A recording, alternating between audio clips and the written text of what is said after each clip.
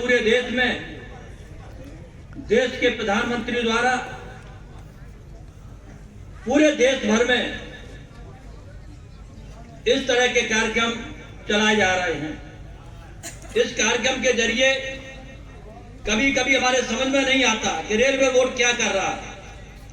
आप कल्पना करेंगे कि देश भर में रेलवे द्वारा जो मोदी जी कहते हैं आधुनिक भारत और विकसित भारत, तो उसी का ये हिस्सा है। आज से पहले हम चले जाए, जब कांग्रेस की सरकार थी, 30 साल 40 साल पहले पीछे चले जाएं, तब इस तरह की सुविधा नहीं हुआ करती। आज जगह जगह अच्छे स्टेशन, अच्छी आधुनिक सुविधाएं मिल रही, ज्यादा दूरी कम समय में तय करने के लिए रेलगाड़ियां हमको उपलब्ध हैं। यही मोदी जी की कल्पना है। आज मोदी जी द्वारा, जैसा कि इसमें बताया गया, 17,000 करोड़ से अधिक की रेल परियोजनाएं पूरे देश में आज संचालित होंगी। इस बजट में मध्य प्रदेश को 15.143 रुपए का आवंटन दिया गया। पहले सुविधाएं नहीं थी, आज कहीं भी चले जाओ, कम समय में ज्यादा दूरी हम तय करते हैं। रेलों की मात्रा बढ़ी तो रेलों की रफ्तार भी बढ़ी है, और इसीलिए बार बार जो मोदी जी ने जो किया है, आज तक इतने भी प्रधानमंत्री रहे, कभी किसी ने कल्पना नहीं की। आज किसी भी क्षेत्र में चले जाए, हवाई अड्डे के क्षेत्र में चले जाए, रेलवे के क्षेत्र में चले जाए, कहीं भी हर चीज में हमारा विकास हुआ है। शिक्षा के क्षेत्र में हम कल्पना करें, आज से पहले स्कूल नहीं हुआ करते, आज जगह जगह चले जाओ, बिल्डिंग, तरह तरह की बिल्डिंग बनी हुई। शिक्षा के क्षेत्र में अभूतपूर्व उपलब्धि मध्य प्रदेश में प्राप्त हुई है। इसका श्रेय हमारे देश के प्रधानमंत्री आदरणीय नरेंद्र मोदी जी को जाता है। तभी वो विकसित भारत की बात करते हैं। कांग्रेस कभी सोच नहीं सकती। आज किसी भी देश में चले जाओ, विदेश में चले जाओ, वो देश मोदीमय हो जाता है। मोदीमय होने के पीछे कारण यही है, आज प्रत्येक क्षेत्र में हमने विकास किया है। विकास के बलबूते पे हम आगे बढ़ रहे, नौजवानों को काम मिला, किसानों की चिंता की, बड़े बड़े हवाई अड्डे बन रहे। ग्वालियर का हवाई अड्डा देखिए, अभूतपूर्व हवाई अड्डा बन रहा, कभी किसी ने कल्पना नहीं की। तो इस तरह चारों तरफ भिंड में भी 30-40 साल बाद भारतीय जनता पार्टी की सरकार बनी, तभी इस रेल का उद्घाटन हुआ। आज से पहले भी कर सकते थे लोग, बातें तो कांग्रेस के लोग बहुत करते हैं, लेकिन काम के पीछे अगर जाओगे तो एक अधेला काम नहीं किया। जितने भी विकास किसी भी क्षेत्र में भारतीय जनता पार्टी के कार्यक्रम, उसके नेता नरेंद्र मोदी जी ने किया। आज हमारे रेलवे स्टेशन का अभी आने संध्या जी कह रहे थे, सांसद जी, जो हमारे ओवरब्रिज जो मंजूर हुए हैं 4, उन्होंने बताएंगे वो अभी अड्डे रोड पे हमेशा जाम ही लगा रहता है। हम भी अभी जाम में फंस गए। तो सारी व्यवस्था धीमे धीमे बनेगी। अभी उन्होंने मंजूर कराया, वो बताएंगे बहुत सा। आज इतनी बड़ी मात्रा में आप लोग आए, बहुत बहुत धन्यवाद। जय हिंद, जय भारत। का 12-20 का है, वह हो चुका है। अब हम सब लोग वर्चुअल और यहाँ का प्रोग्राम थोड़ी देर के लिए रोकेंगे। लगातार पूरा देश विकसित धारा की तरफ अग्रसर है और लगातार विकास करते हुए रेलवे के क्षेत्र में पूरे देश में माननीय प्रधानमंत्री जी के नेतृत्व में देश में बदलाव आ रहा है। नई इबारत लिखी जा रही है। माननीय प्रधानमंत्री जी के मार्गदर्शन में भारतीय रेल भी अपने कायाकल्प के स्वर्णिम दौर से गुजर रही है।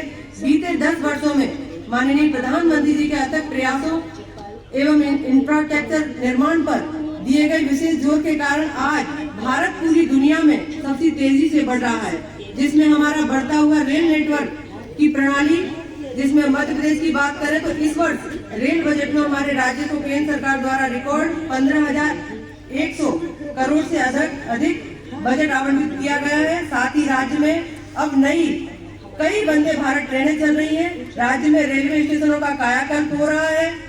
इसके अंतर्गत 80 से अधिक स्टेशनों का पुनर्विकास का कार्य तीव्र गति से हमारे मध्य प्रदेश में चल रहा है, जिसमें हमारा मध्य प्रदेश का रेल नेटवर्क 100% विद्युतीकरण हो चुका है।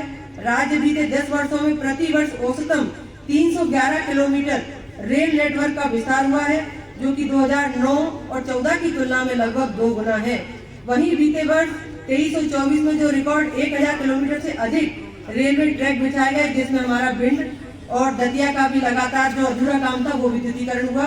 माननीय प्रधानमंत्री जी के नेतृत्व में 41,000 करोड़ रुपए लागत की रिकॉर्ड 2000 से अधिक रेल परियोजनाओं को देशवासियों की सौगात आज देने जा रहे हैं माननीय प्रधानमंत्री जी, जिनमें शामिल है 553 स्टेशनों का पुनर्विकास का आज शिलान्यास होगा उनके कमलों द्वारा।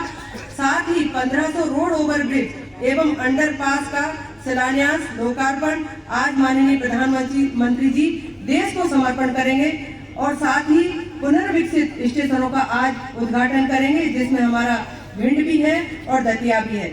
जिन 553 रेलवे स्टेशनों का पुनर्विकास की आधारशिला रखी जा रही है, उनमें हमारे इस स्टेशन से मध्य प्रदेश के कुल टोटल मध्य प्रदेश में 80 रेलवे स्टेशनों को जोड़ा है पूरे देश के साथ। देश भर में 2000 से अधिक रेल परियोजनाओं को मूर्त रूप देकर इतना आसान नहीं था, लेकिन कर्मयोगी हमारे प्रधानमंत्री जी द्वारा केंद्र सरकार द्वारा रेलवे में किए गए रिकॉर्ड निवेश के चलते आज देश इस ऐतिहासिक आयोजन का साक्षी बन रहा है। मात्र एक रेलवे स्टेशन के पुनर्विकास में सालों लग जाते हैं भाइयों, लेकिन विभिन्न चुनौतियों का सामना भी करना पड़ा, लेकिन हमारे ऊर्जावान और प्रेरणास्रोत प्रधानमंत्री जी के माध्यम से भारतीय रेल ने सिर्फ इस चुनौतीपूर्ण कार्य को स्वीकार किया, बल्कि इसे समयबद्ध तरीके से पूर्ण करने का बीड़ा भी उठाया। और अगर बात करें हम ट्रेन सेवाओं बुनियादी ढांचे को उन्नत करने के लिए लगातार वो प्रतिबद्ध रहे।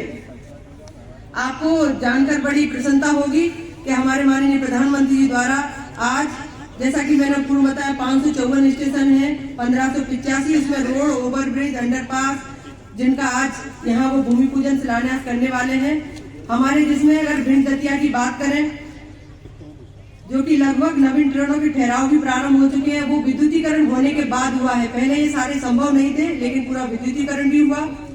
और दोनों रेलवे स्टेशन अमृत योजना के जुड़ने के कारण आज करोड़ों के काम स्टेशनों पे चालू हैं। लगभग 250 से 300 करोड़ की लागत से भिंड और दतिया के अंतर्गत 7 ओवरब्रिज, 1 अंडरब्रिज स्वीकृत किया गया है, जो कि इसमें है, जिसमें कि गोहद है, रायतपुरा नौनेरा है, महगांव सोनी है और भिंड का अटेर वाला ब्रिज है और दतिया में बसई और 2 अन्य, इस तरह कुल मिलाकर हमारे दोनों जिलों के ओवरब्रिज और अंडर ब्रिज है। दतिया में कई ट्रेनों का मैंने स्टॉपेज के लिए कहा है, तो उसकी भी निश्चित तौर पर कार्रवाई चल रही है। भिंड रेलवे स्टेशन को दोनों राजधानी से जोड़ने के लिए लगातार मैं कटिबद्ध हूँ और निश्चित तौर पर आगे चलकर हमारा क्षेत्र दोनों राजधानियों से भी जुड़ेगा, जिसके तहत अमृत योजना स्टेशन के तहत 4.5 करोड़ लागत से पुनः सौंदर्यीकरण स्टेशन पे, और इससे ज्यादा भी हो सकती है, ये तो अनुमानित है। निश्चित तौर पर आगे चलकर राशि इसमें बढ़ने वाली भी है।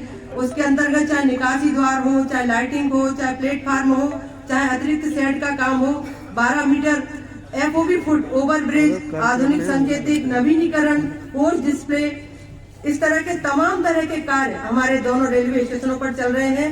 और 2 लेन आरोग्य फ्लाईओवर का निर्माण लगभग 45 करोड़ से कराया जा रहा है।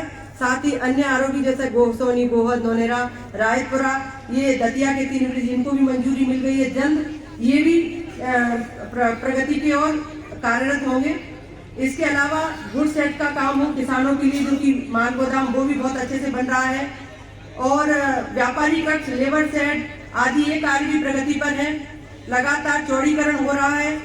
और सोनागिर की भी लगातार मेरे पास कुछ चीजें थी, दोनों जिलों का इसलिए ले रही हूँ क्योंकि हो सकता है जब ऑनलाइन जुड़े होंगे तो दतिया के भी मेरे कार्यकर्ता मेरी बात को सुन रहे होंगे, इसलिए मैं दोनों जिलों की यहाँ बात कर रही हूँ।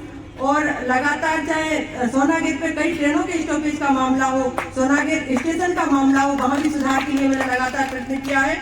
और एक बड़ा विषय था दिव्यांगजनों का, जो कि प्रमाण पत्र यहाँ नहीं बनाए जाते थे। मुझे लग रहा है प्रदेश में कहीं नहीं बनाए जाते थे। गिने चिन्हित स्थान थे जहां पर दिव्यांगजन प्रमाण पत्र के लिए जाते थे।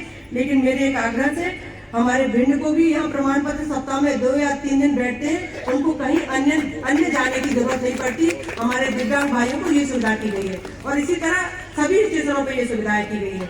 और लगातार हमारी रेल की प्रगति में लगातार हमारे रेल मंत्रियों, मैं जब भी उनके पास गई हूँ रेलवे से संबंधित किसी भी कार्य के लिए, उन्होंने लगातार मुझसे कहा बहन जी आप चिंता मत करिए, आप तो बताते जाइए भिंड और दतिया के लिए क्या चाहिए। लगातार वो मेरा सहयोग करते हुए मैं माननीय प्रधानमंत्री जी को भी बहुत बहुत साधुवाद दूंगी और माननीय हमारे रेलवे मिनिस्टर को भी मैं बहुत बहुत धन्यवाद दूंगी।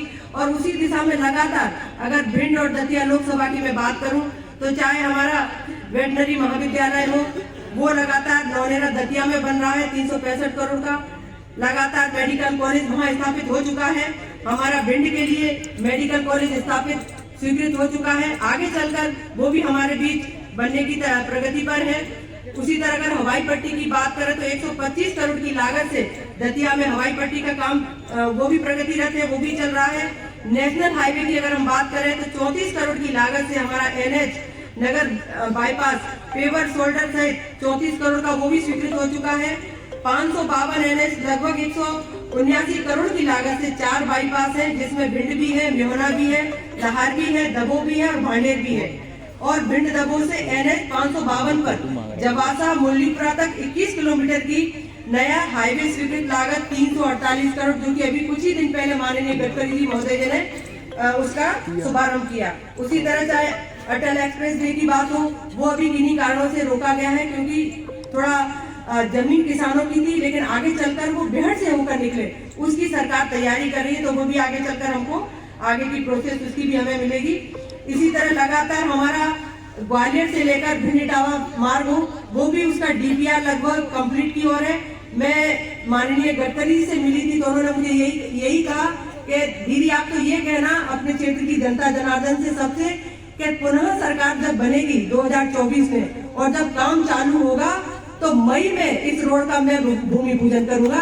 तो मैं आप सबको आश्वस्त करती हूँ, मेरी सरकार की तरफ से, माननीय प्रधानमंत्री जी की तरफ से, सभी मेरे केंद्रीय मिनिस्टर जिन जिन विभागों के काम मेरे क्षेत्र में हुए हैं उन सबका धन्यवाद देती हूँ। और धन्यवाद देती हूँ मेरी क्षेत्र की जनता को, कार्यकर्ताओं को, अधिकारियों को कि जिन्होंने लगातार सहयोग करते हुए मेरे क्षेत्र के लिए इतने विकास कार्य हैं, जिनमें बहुत सारे तो स्वीकृत हो गए हैं लेकिन वो अभी हमें नहीं दिख रहे हैं। लेकिन जिस तरह रेलवे की प्रगति हुई है तत्काल, आज माननीय प्रधानमंत्री जी के कर कमलों द्वारा हमें सारे कामों का वो शिलान्यास करेंगे और निश्चित तौर पर हमारा भिंड भी बदल रहा है, हमारा दतिया के दोनों स्टेशनों का स्वरूप भी बदलेगा।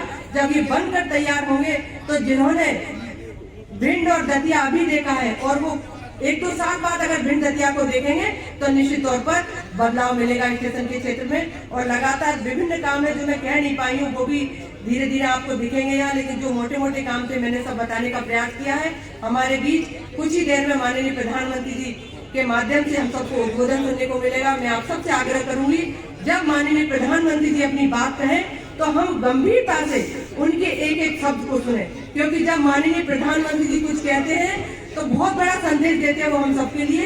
इन्हीं बातों के साथ मैं अपनी वाणी को विराम देती हूँ। बहुत बहुत धन्यवाद। जय हिंद, जय। 40 लाख टोटल लोग जुड़े हैं आज 2021 स्थानों पर। माननीय गवर्नर्स 20 LG साहब और गवर्नर साहब जुड़े हैं इस कार्यक्रम में। माननीय मुख्यमंत्रीगण 11 स्थानों पर जुड़े हैं, 11 राज्यों में। ऑनरेबल डिप्टी चीफ मिनिस्टर्स 8 जुड़े हैं, 14 यूनियन कैबिनेट मिनिस्टर्स जुड़े हैं, मिनिस्टर्स ऑफ स्टेट 26 जुड़े हैं सर, और राज्यों में मंत्री 156 जुड़े हैं।